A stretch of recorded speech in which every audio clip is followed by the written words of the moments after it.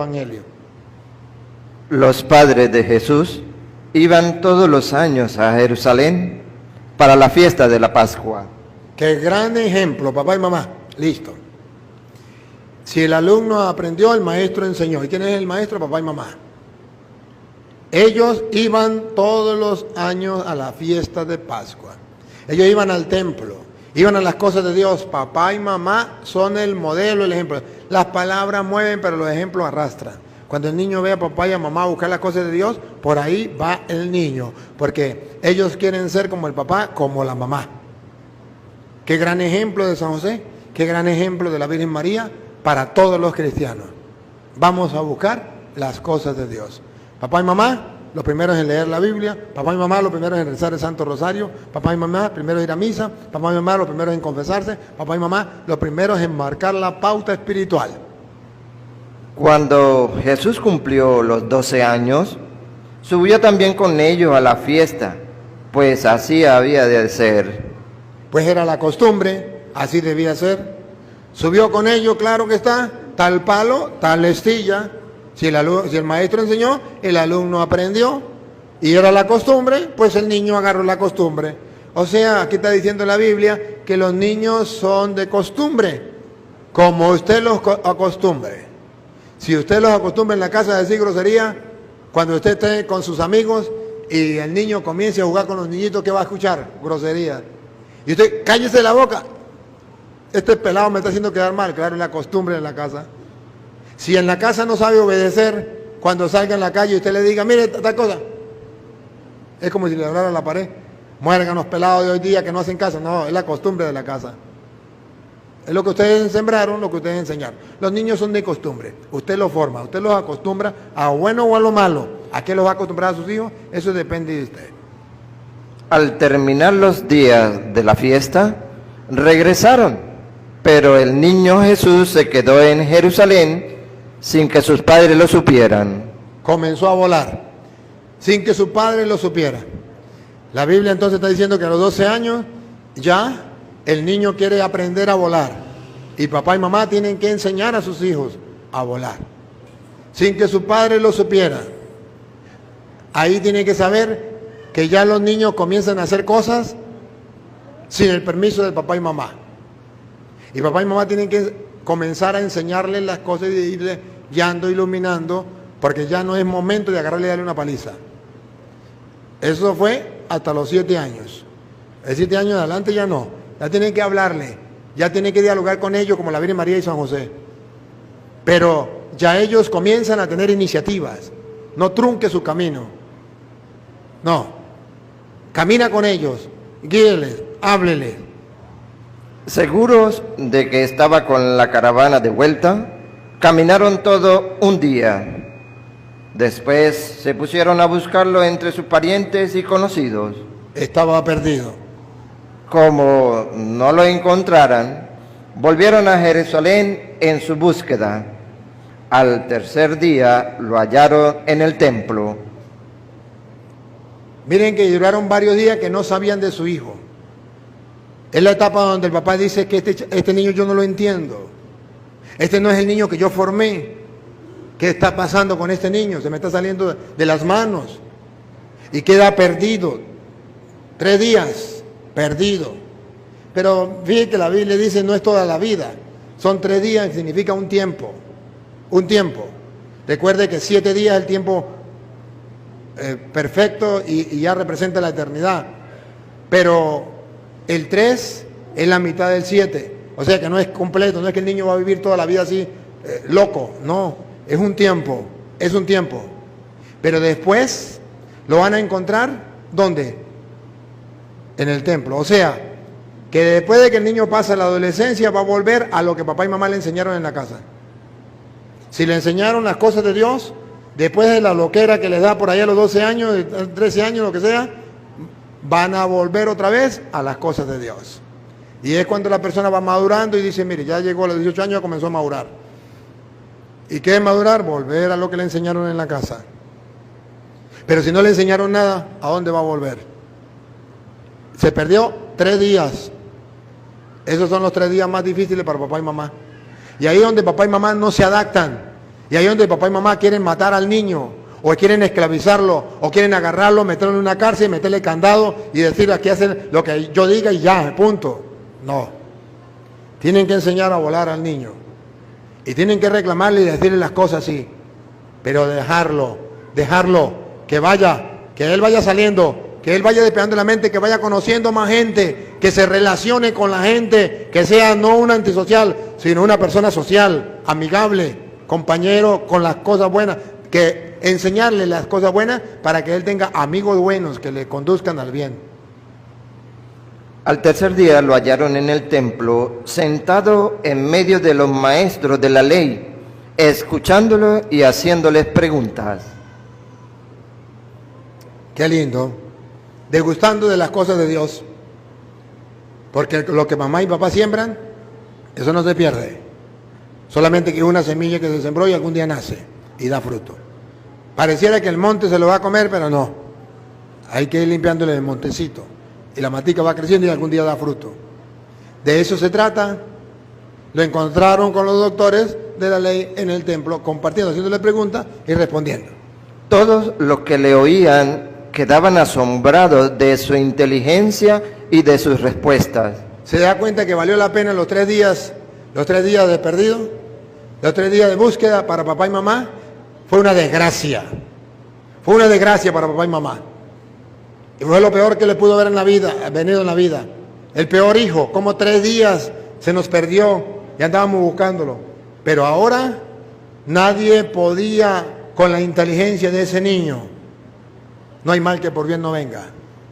Se desarrolló su inteligencia, se desarrolló su sabiduría, aprendió a volar, aprendió a defenderse, aprendió a comunicarse, aprendió a hacer preguntas, aprendió a responder preguntas, a relacionarse con la gente. ¿Por qué no enseñar a los niños a eso? ¿Por qué? ¿Por qué meterle desde pequeñito miedo a no comunicarse con la gente? Y entonces a uno le da miedo hablarle a la gente. A Jesús no le dio miedo. Miren, ¿por qué caminaron un día y no se dieron cuenta que el niño andaba con ellos? Porque él andaba relacionándose con la gente, no lo cargaban como un perrito con un mecate amarrado en el cuello y aquí, yo lo llevo aquí, no. Por algo en la caravana caminaron un día y no se dieron cuenta que el niño se había perdido. Porque le enseñaron al niño a defenderse, a relacionarse con los demás. Qué cosa madura, yo lo viví por experiencia. Cuando yo tuve que comunicarme, hablarle a la gente por primera vez, las palabras no me salían. Los papeles se me caían de las manos, temblaba así, así. La gente se reía y se burlaba de mí. Me ponían el papel en las manos y me volvía a caer. Y todo el mundo se reía y se burlaba. Y yo sufría. No era capaz de hablar en público.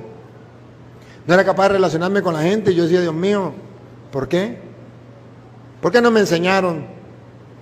Me enseñaron cosas muy bonitas.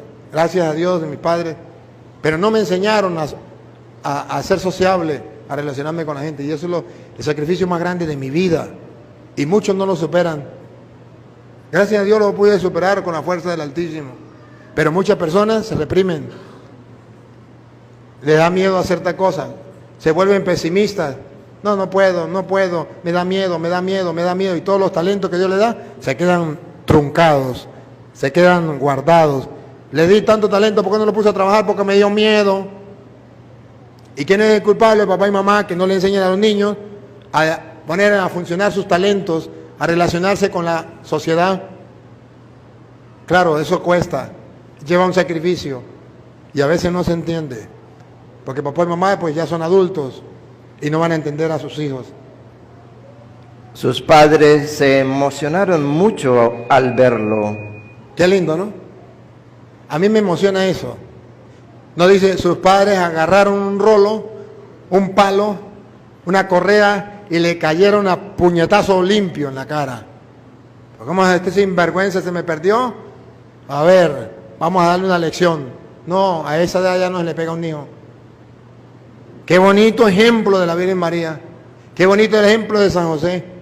Ya es un joven, ya es un adolescente. ¿Por qué caerle a golpes a esa edad? Que no está de acuerdo, que no hizo lo correcto según usted, eso es verdad.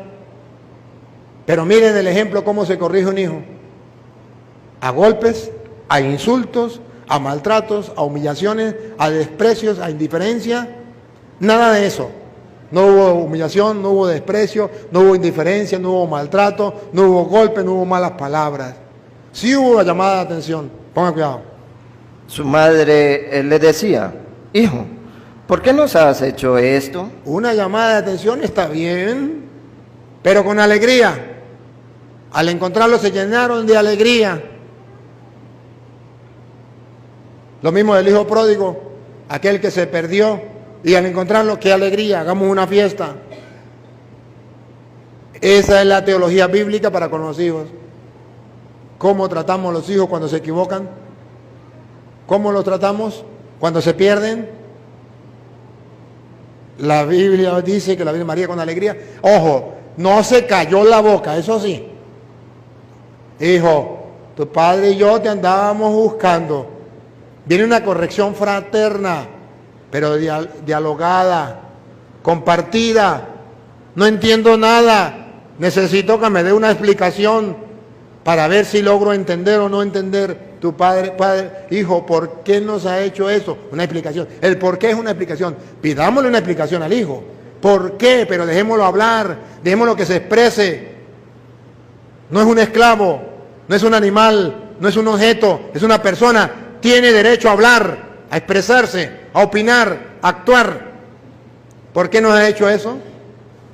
Tu padre y yo te andábamos buscando. El niño tiene la confianza con el papá y la mamá. Tiene confianza.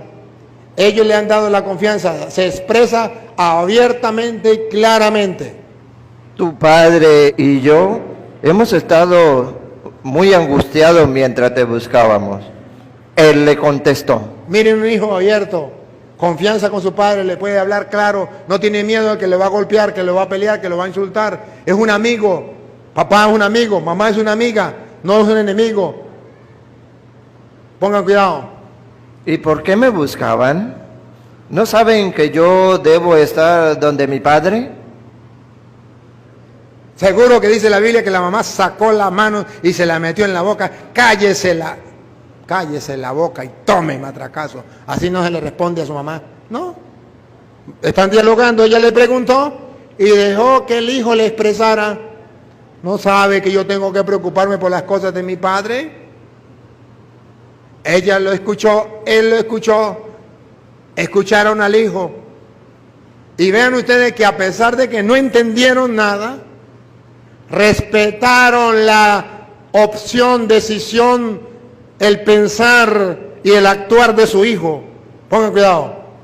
Pero ellos no comprendieron esta respuesta. No comprendieron nada.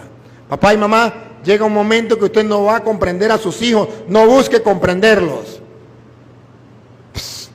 Usted es diferente a ellos y es diferente a usted. No busque comprenderlos. Busque escucharlos. Busca guiarlos.